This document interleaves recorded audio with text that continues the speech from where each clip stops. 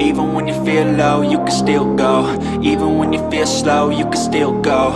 Even when there's no hope, you can still go. I never answer to no, man, I still go. All right, so today on the menu, we got a little bit of a lower body focused workout. We're getting some strength power work in. We're getting some heavy back squats in. We're getting some assistance work in. And then we're gonna finish it up with a fun METCON that is gonna challenge me from head to toe, but is obviously gonna hammer those legs. And by the end of this session, legs are gonna feel it. Let's get into it. All right, so the first section of this workout, a little bit of a strength power based setup to start things off.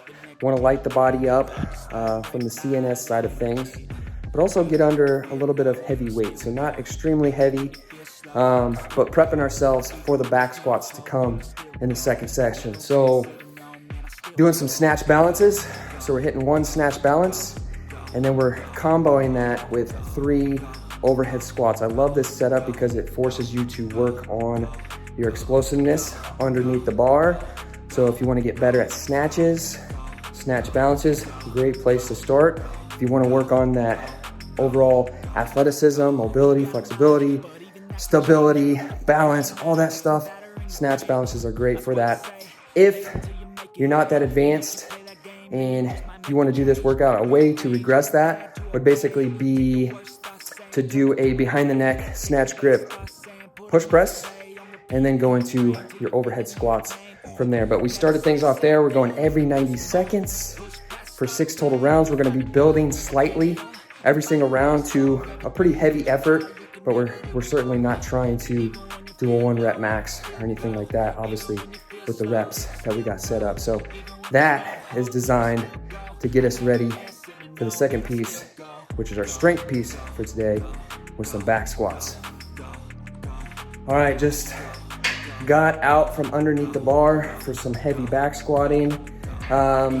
Didn't build to a 1 rep max today, just really kind of seeing what's in the tank because the weeks ahead, I'm gonna be getting much heavier on this setup here. So today the setup was an every minute on the minute. We're going 2, 1, 2, 1, 2, 1, so on and so forth until we hit that 12 minutes. And this setup, I like this setup. The loading scheme here is what I like to call a leapfrog loading scheme. And so you're gonna start off with whatever you put on the bar for 2, and then you're gonna add some weight. You'll hit 1 rep.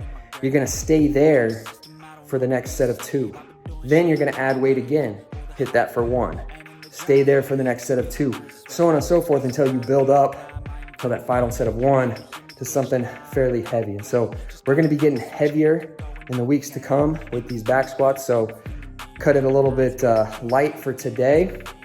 And with the amount of lower body stuff we got left in this session, it's a smart way to go. So it's not designed to be extremely heavy today, but we do want to get a heavy feel. So you're probably thinking 75, maybe 80% for that last 1 rep that you hit for the back squats today.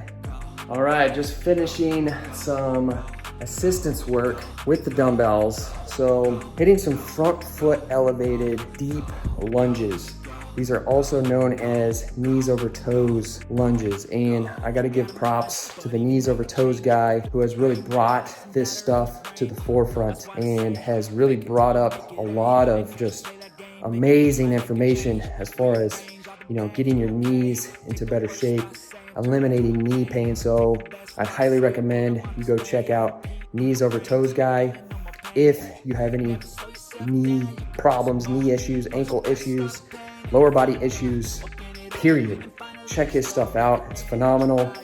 And so either way, for assistance work today, hitting some front foot elevated deep lunges, pairing that up with some single leg RDLs to work a little bit of balance, stability, and then adding in a little bit of core work with some alternating, hanging, strict knee tucks. So we're basically just doing 1 leg at a time, and we're doing 12 reps on each side. So that gets to burn a little bit, works the grip a little bit as well. But a great little setup for some accessory work here That's gonna lead into our final piece, which I'm actually a little bit nervous about. It is our METCON today. So we got a chipper. And here's how the chipper is gonna go. So we're going 40 wall balls. After you hit those 40 wall balls, we're going into 20 dumbbell front squats. After you hit those 20 dumbbell front squats, we're going into 10 burpee box get overs. We're gonna have that set at 44 inches. And then we're going back through the same movement. So we're going back to our squats. We're gonna go 20 dumbbell front squats. And then we're gonna go 40 wall balls to finish things up. So it's gonna hammer the legs and it's gonna put us in a little bit of the pain cave. So now that we got the main work done, it's time to dig in and really get after it with this METCON. Woo! All right. That was what I expected it to be. Killer on the legs. I knew the shoulders were gonna be pretty burnt out by the time I got back to those wall balls. Holding those dumbbells up for the squats starts to really burn the shoulders out more so than it does the legs. But legs were definitely feeling it as well. So finished around 650. So I'm happy with that. I looked at the clock about the halfway mark, so it's right around where I was. I wanted to finish that second half within that time. So I'm satisfied with that. And that METCON, so looking at the setup here. So obviously starting off with some wall balls, which are more than anything just taxing aerobically. They're gonna get you breathing heavy, higher reps, 40 reps, not super high rep, but if you go unbroken, it's gonna get the heart rate up there. Dumbbell squats, more so just taxing out those legs a little bit more, challenging the shoulders, knowing that I'm gonna have to finish on the wall balls. That's really the test right there that I had within this METCON was you got the burpee box jump overs in the middle, which are more so just an annoyance, right? You just gotta go down to the ground, jump up, climb over the box. Pretty much just grunt work, right? So you grind through those reps. My focus on that was not to fly through the box get overs, more so just methodically move. And so if you watch the video, I'm taking the same steps pretty much every single time. So I did mess up on the first couple of reps, but I focus in on stepping up with either my right or left leg out of the burpee, and then I step together and jump onto the box. So there's not a lot of wasted movement with that. It's technique, it's just like anything else. On the wall ball, you wanna catch as you're going down into your squat, bounce out of the bottom, and then use your hips to throw the ball up. So there's no wasted movement. I see people catch the ball, they stop for a second, then they squat, and they press early. They press as they're coming up, more so than letting the hips extend and then tossing the ball. So wasted energy, right? You can look at all the movements you do, especially in like a metabolic conditioning type setup. Are you wasting energy with your movements, right? And it's just really about becoming aware in the moment, despite having a 180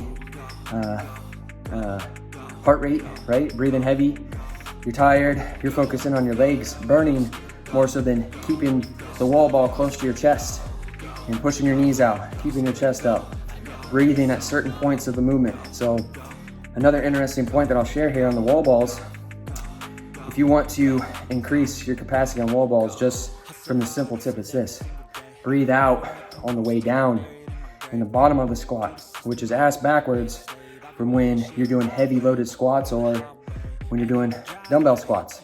You want to have the core nice and tight in the bottom, so you breathe in, fill your belly full of air, tighten things up, and then squat, and then come out and breathe out. Well, with a wall ball, it's not heavy enough where it's going to injure your back, right? So you can breathe out on the way down, actually helps you get into a better rhythm when you're doing higher rep sets. So I used to actually do it ass backwards. I used to do it as the same as like a barbell front squat or back squat. I'd breathe in on the way down, I'm holding my breath, and then I'd breathe out at the top. And I couldn't seem to get high rep sets in with wall balls. When I switched up to that variation of breathing, helped a ton, helped me control my breathing. And in fact, higher rep sets, you almost kind of start to recover a little bit. So, but either way, great session. We got some power and strength work in. We got some mobility / what I like to call athleticism in with the snatch balances, with the overhead squats to start that fire the body up. We got under the barbell for some heavy squats. We got some good assistance work in with the deep lunges, which I know I'm gonna feel those tomorrow. And then we got the heart rate going with the METCON. So give this a try. Again, this is how I train. And if you're interested in how I train, if you want to be coached, just check out what I got listed in the details. You can see a little bit more about the uncommon programming that we do, but this is what we do inside of the Forge Father. It's not what everybody follows, obviously. Not all my dads are trying to compete in CrossFit or compete in Spartan races or want to push as hard as this, doing these type of METCONs and Olympic lifting and things like that. There's a lot of different programming that I do, which I'll share more of here on my YouTube page. If you want to know more about that, just drop a line in the comments and I can help you out. But it's about putting in that work, man. Earn it. Until the next time.